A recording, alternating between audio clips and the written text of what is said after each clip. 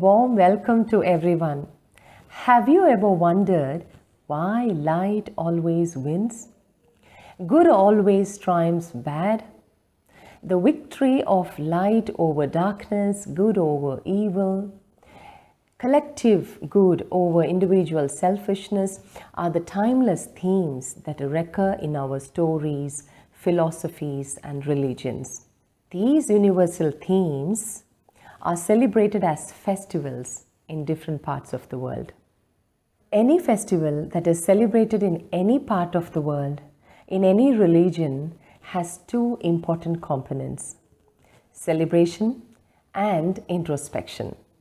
Celebration refers to the rituals that are performed, and introspection refers to the spiritual significance behind those rituals that reiterate the timeless themes in their own unique way.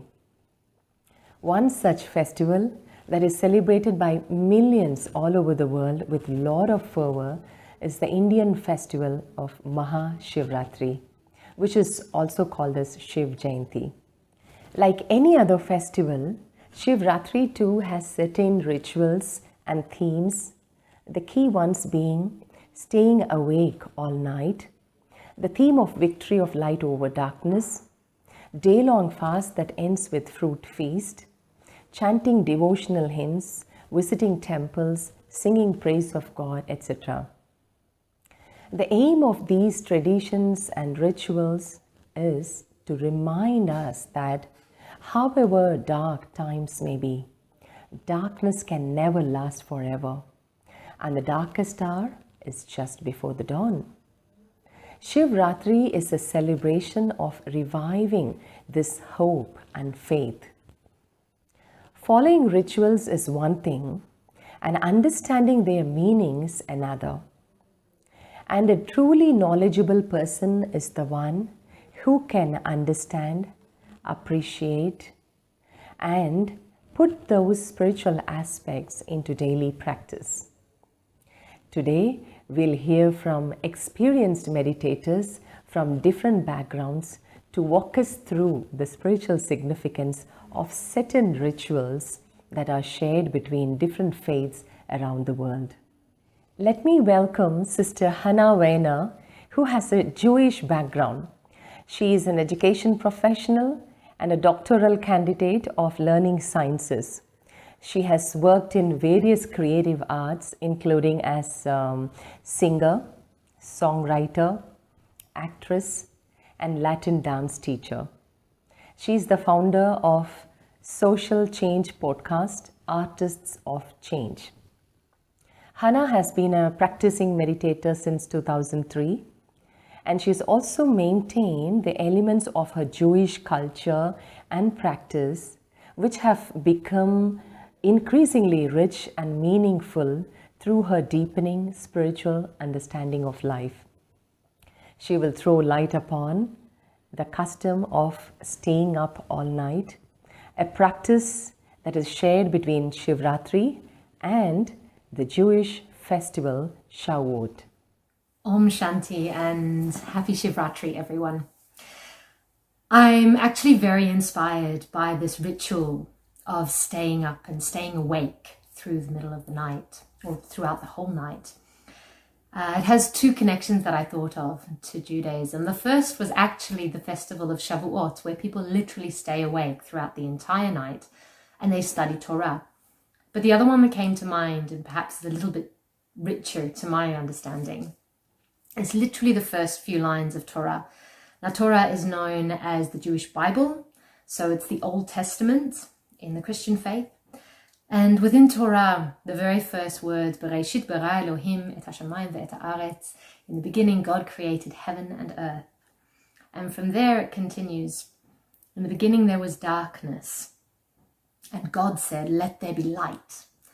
And God separated the light from the dark and called the darkness night and the light day. And so there was evening and there was morning, a first day. And what I find so beautiful about this little section of Torah is that it describes the very process of creation to us. That creation starts in dark times. The creation starts arguably now in our world.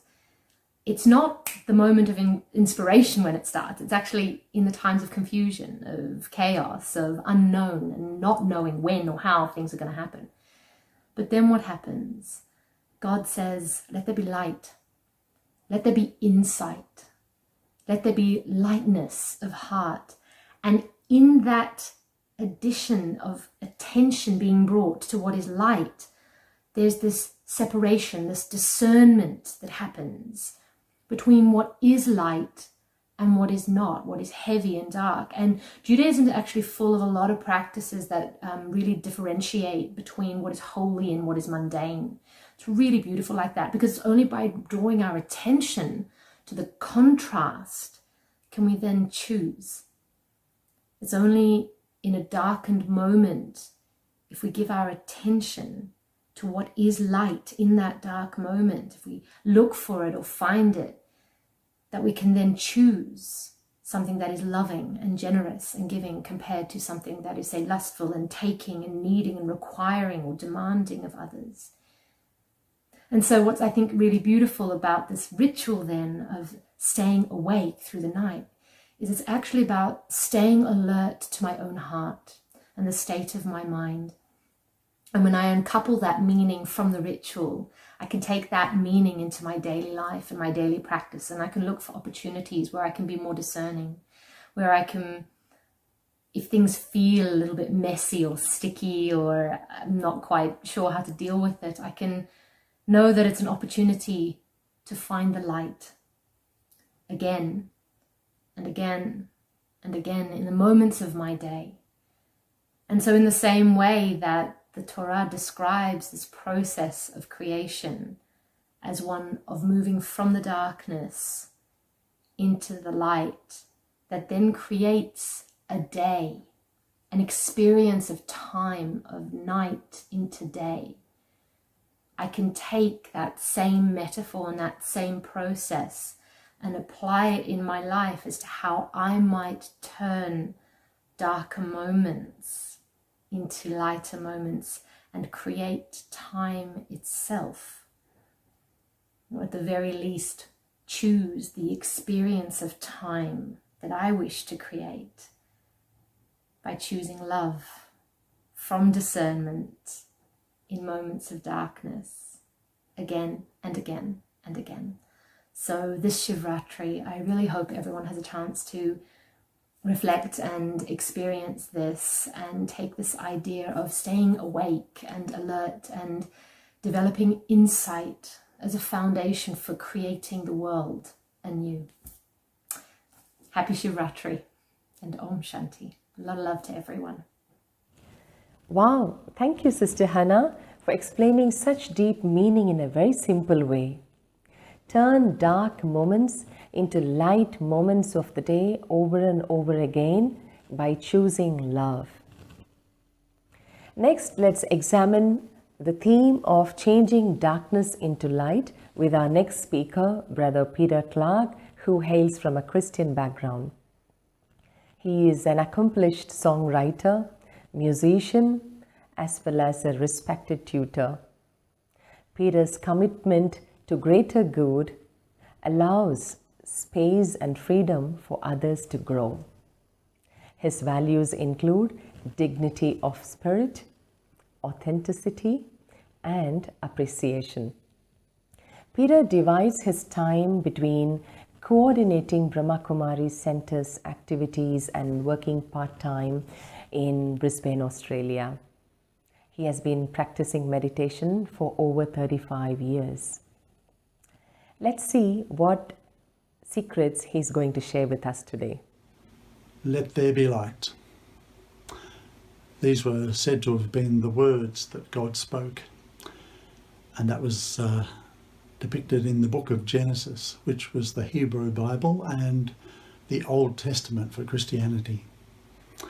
So this idea of light was always a very inspiring thing for me as a child, and I grew up in Christianity, and I was quite grateful that I had a notion of God somewhere out there.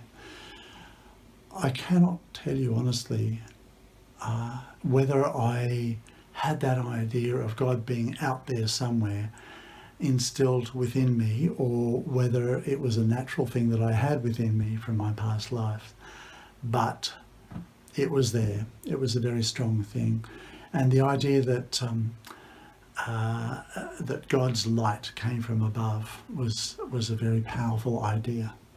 And I always remember on days when there'd been big storms and the clouds would part a little and light would come down from above like rays through the clouds. It was always such an inspiring thing, so awe-inspiring to see that sort of thing you want to photograph every time it happens. And of course in Christianity there was a very strong notion of light being above and darkness being below. So especially in the days of the flat earth belief, of course they thought of heaven as being up there above the clouds where all the light was, and hell being down below the ground where it was very, very dark. And of course there was fire down there, but that was a scary thing. So this idea of light and dark, of heaven and hell, and us of course being in the middle on earth, and somehow we would have to make a choice as to whether we go towards the light or towards the darkness. So it's a very strong idea.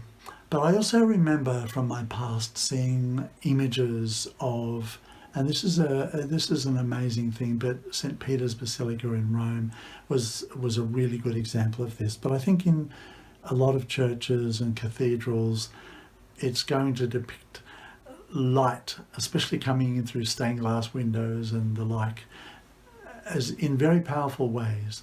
And so in St. Peter's in Rome, it has this like a circular thing with a point at the top, and it's like the light is coming down from above, you know. And I remember a very similar sort of an image in, of all places, the War Memorial in Canberra. And of course it was depicting the idea of, well, it was showing the saints and the angels and so on, all sort of heading upwards into this dome towards the top, towards the light. And at the top there was a round image with a point in the middle and the light coming through. And of course this is depicting the idea of going towards light after death. I also do recall the story of, after Jesus' death, the apostles, his followers, were all huddled around together, wondering what to do next, feeling quite frightened. And at that point, how they term it, the Holy Spirit descends upon them. And so that's always depicted as being tongues of fire above their heads. And at that point, they all become enthusiastic to go and spread the word, which is their mission on earth.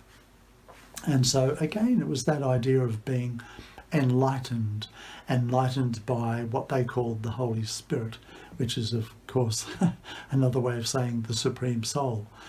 So that was a very inspiring thing. And I was so grateful actually for all of these inspirations from my childhood and growing up years. And I did really take a lot of that, and I really put my heart and soul into that way of life in whichever way I could at that time. And I think when I came to Baba, when I first visited a Raja Yoga Centre, a lot of that gelled for me, and it really came home for me. Om Shanti. Walking away from darkness towards the light, just like the angels we see in images.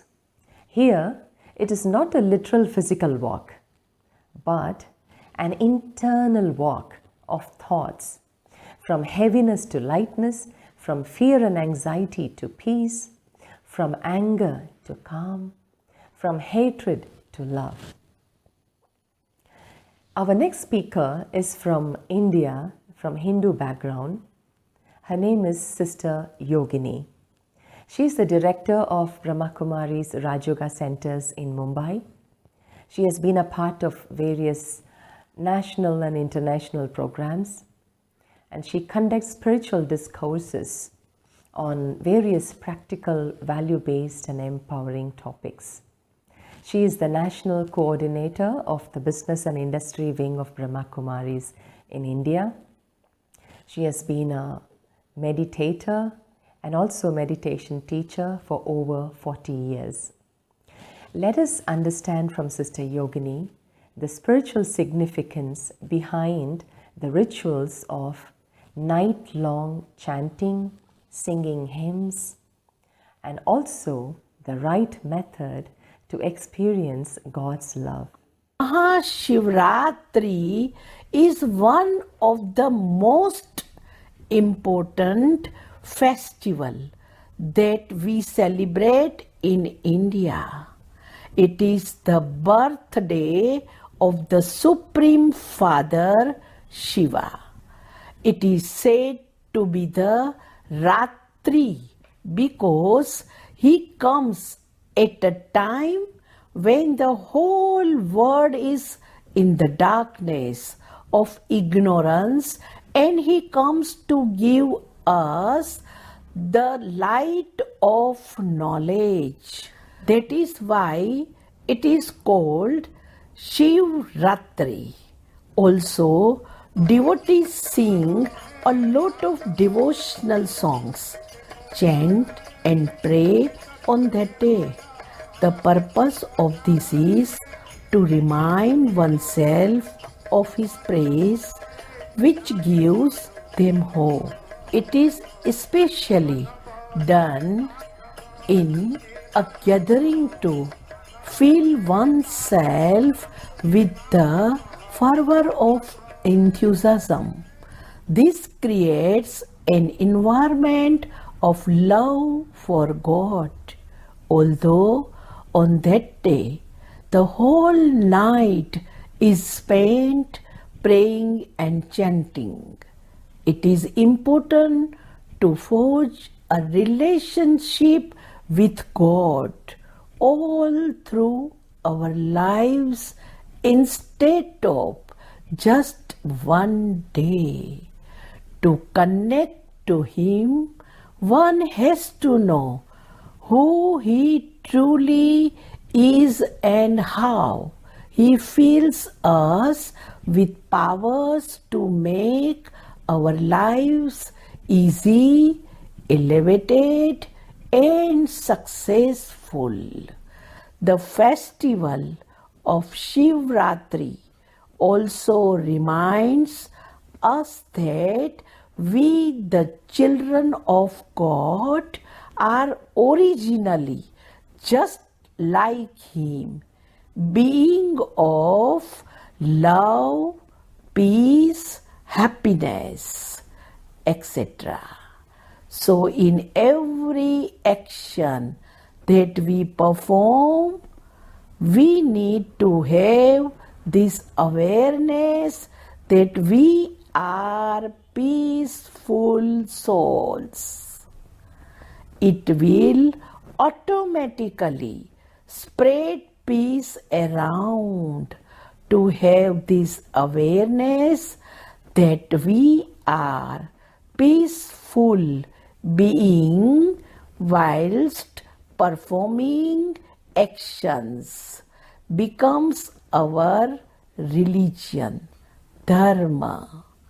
It is very important to understand that religion is not what we are born into, but the religion that we live by.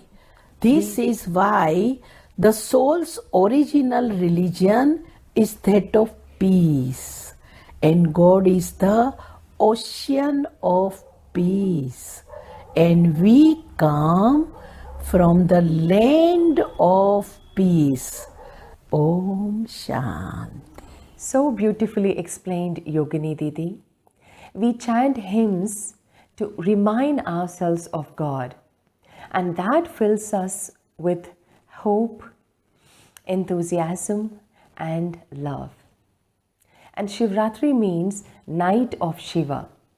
where the night represents the night of ignorance and God comes to give us light, which means the light of knowledge. Fasting is one of the key traditions followed by devotees during the celebration of Shivratri, and it is also an important practice in Islamic faith. So, our next speaker, Brother Arif Dawood, is an electrical and electronic engineer. He has lived and worked in Abu Dhabi for the past 28 years.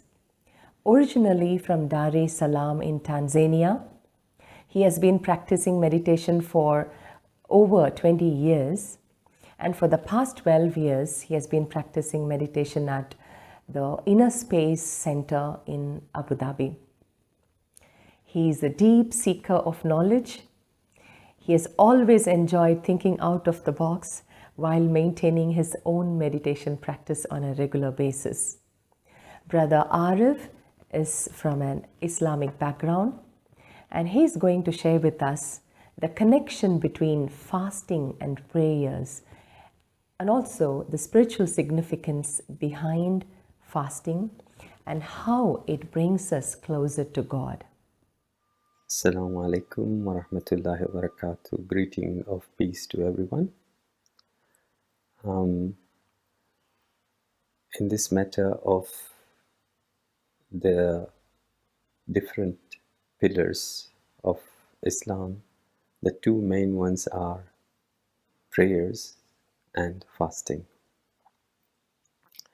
And they are very much interconnected because they support one another. When it comes to fasting, the fasting that has been prescribed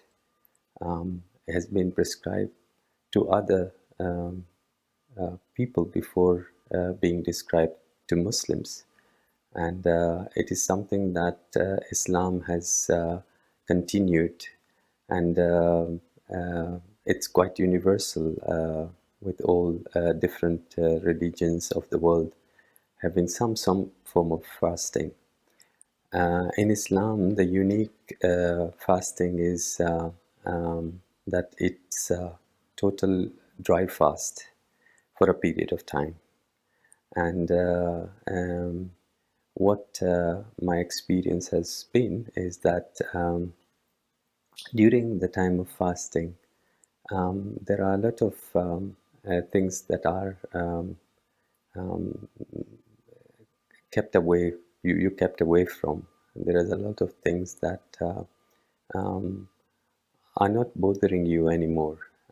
You do not have to worry about all those preparation that you have to do, and so that you can focus and develop awareness of yourself and be able to focus more on your prayers. And so the idea of fasting is so that this awareness can be awakened, so and then you realize that you can see things that you haven't been noticing before. So this is an opportunity to create that moment whereby you can deepen your experience of your prayer. And not only that, but during this time of fasting, there is all other form of worships are being intensified, and therefore we kind of see, especially during the last 10 days of the month of Ramadan, there is a special prayers, there are special rituals that take place during this period, and therefore this helps our relationship with God. It brings us closer to God, and we start developing a different kind of relationship, a more aware, awake relation with God. Apart from that, there are other practical aspects, like, for example, fasting helps us in the sense that it develops the willpower. It creates equality because everyone has to fast, whoever it is, it's the same rule. You might be, somebody who can afford a lot of things.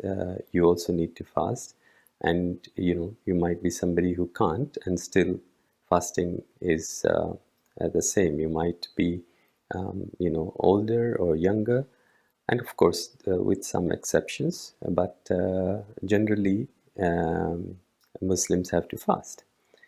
And unity, because that's a time where everyone is kind of, coming together, and, it's a very special moment, and the atmosphere is very much for your spiritual growth. One thing that is very interesting when we look at this fasting and look at other tradition, there is a special night in one of these days of the fasting. It is called the Grand Night, the night of grandeur, the night of power, the night where the destiny of the person or destiny of mankind is being written. And this is the night of Laylatul Qadr. And it's very interesting to note that the Shivratri also refers to a night. Like we know that the word Ratri means night, and the word Layl also means night. And therefore, there is this special attention in this special night of something happening, some awakening happening, something being formed. And for this, in order for us to prepare for this, fasting becomes part of that process. It's so interesting to see that fasting can bring you closer to God, and it enables one to focus more on prayers. It is a time for self-realization, God realization, to notice what went unnoticed before. Now, our next speaker will walk us through the practical implications of Shivratri and these rituals in our day-to-day life. Her name is Sister Shivani. She is an internationally acclaimed self-development speaker and a Raj Yoga meditation teacher. She is one of the prime speakers on Awakening TV channel. She has demystified the understanding and practice of spirituality in daily life of millions of people all over the world. She is a gold medalist in electronics engineering from Pune University, India. Since 2017, she has been a Goodwill Ambassador of World Psychiatric Association. And the Government of India has recognized her contributions to the society through Nari Shakti Award in 2019. Let's hear from her. Om Shanti and greetings of peace from Bharat, India, the country where Shiv Jayanti is being celebrated now with a lot of love, reverence and devotion. Shiv Jayanti is not just a festival. It reveals to us the secrets of time. It gives us the message of what is the need of the current time. What is the call of time? Shiv Jayanti is also called as Shivratri, where the word Ratri means night.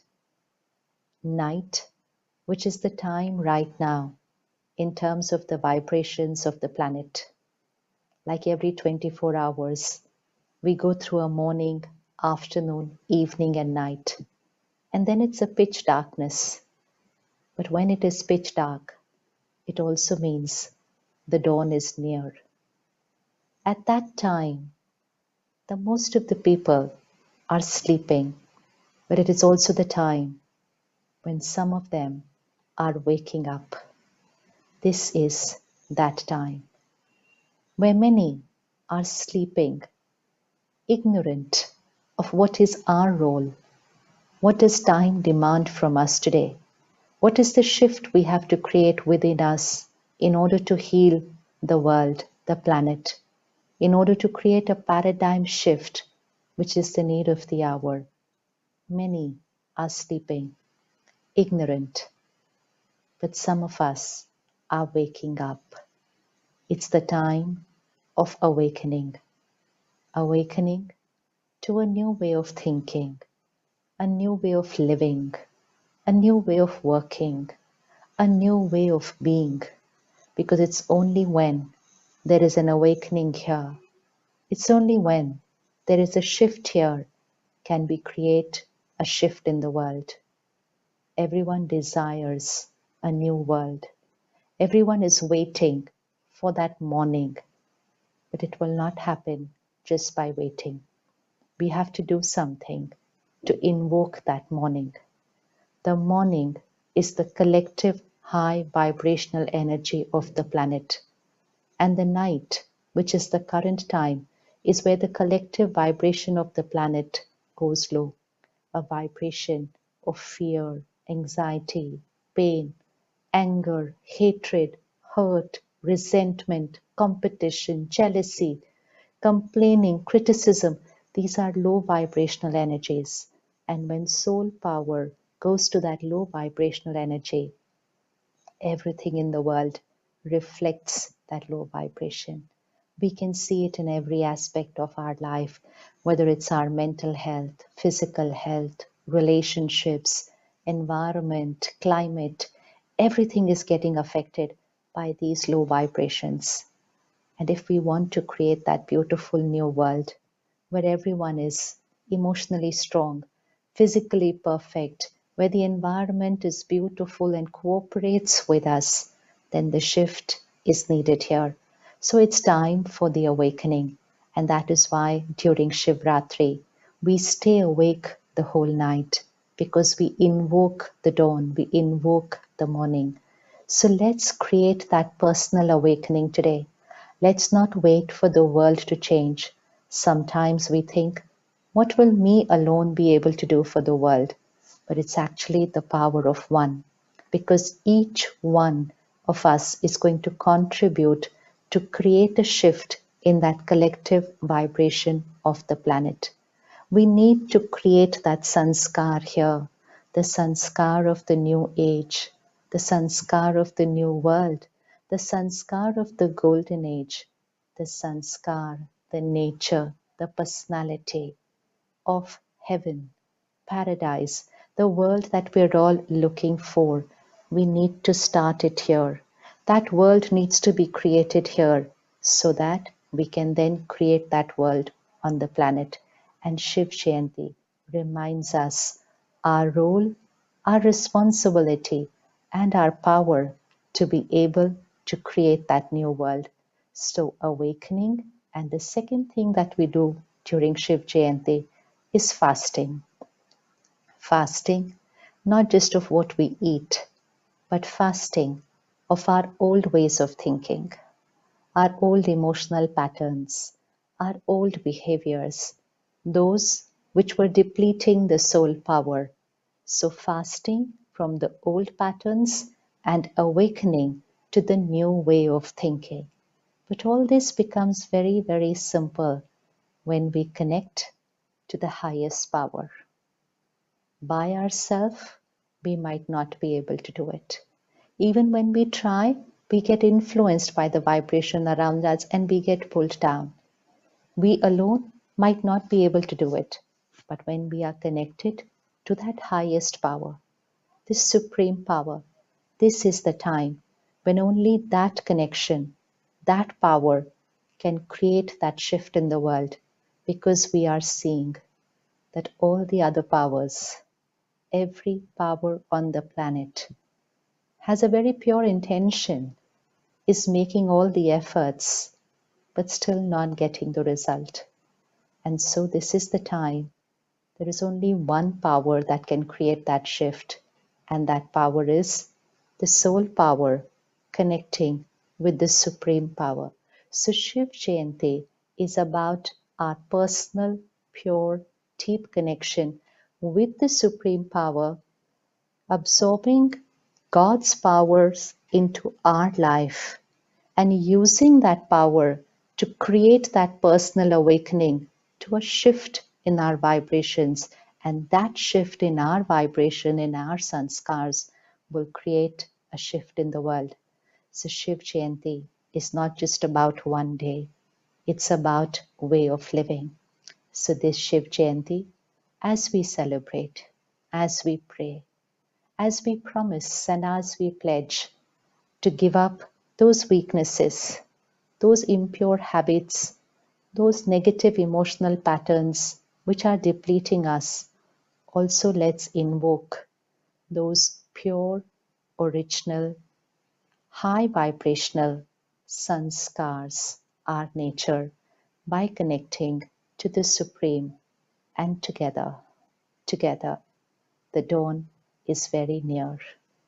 It's not about when will it happen. It's about, am I ready for it? And what am I ready to do for it? So let's create the shift within, and the result outside is going to happen very, very soon. Let's not wait for the new world. Let's create that beautiful new world. A world where peace is the religion. A world where love is the language. Truth is in action.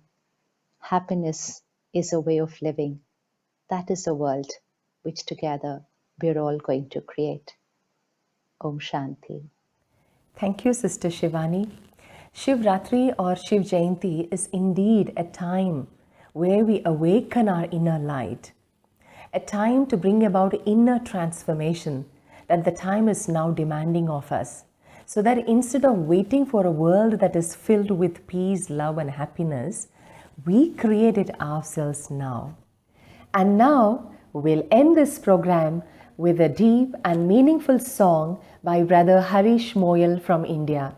Brother Harish is a renowned Bollywood singer, having performed on various TV and radio shows as well as singing playback songs for movies.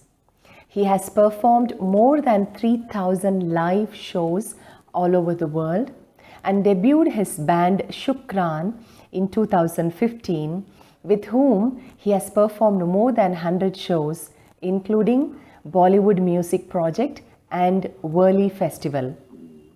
With his deep passion for music and a soulful voice, today Brother Harish Moyal stands out as one of the most talented singers in the Indian music industry. The name of the song is Hum to Sada Mehfoos Hue Hai, which means we are eternally protected by being in your remembrance, God's remembrance. It is a song that expresses the gratitude and the warmth of having God as one's companion. Namaste, Om Shanti. My name is Harish Moyal, and on this auspicious occasion of Shivratri, I would like to wish all my brothers and sisters in Australia and the world. It's a time to remember how God's light brings light into the dark times and creates a world of love and peace for all.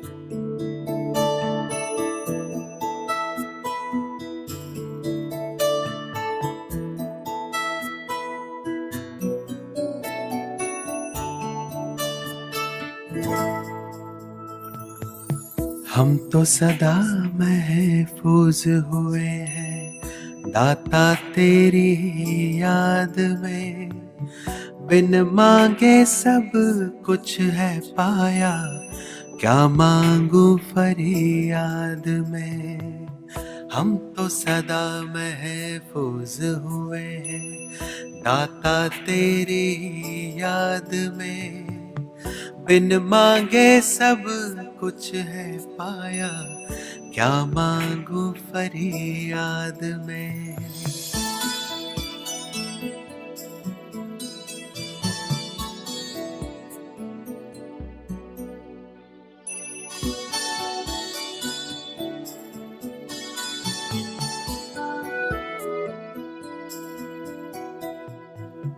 तू ही समझता दिल को हमारे, करता मेरी हिफाजत है।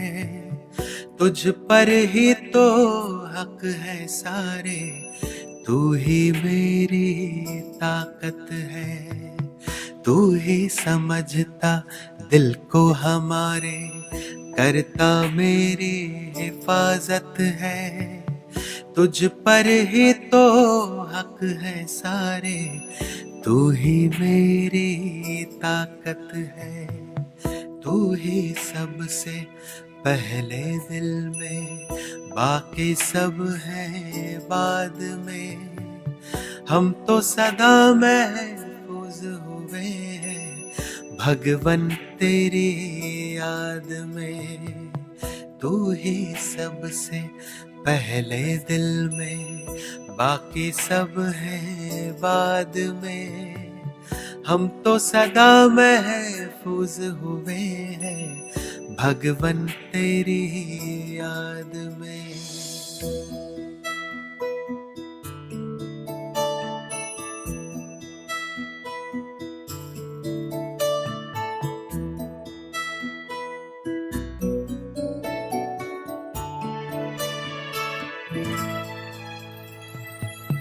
दिल जो गाता तू वो गजल है, तू ही भरता मुझ में बल है। तुझसे मुकम्मल मेरी सांसें, तू ही जीवन सबका तराशे। दिल जो गाता तू वो गजल है, तू ही भरता मुझ में बल है। तुझसे मुकम्मल मेरी सांसें, तू ही जीवन सबका तराशे।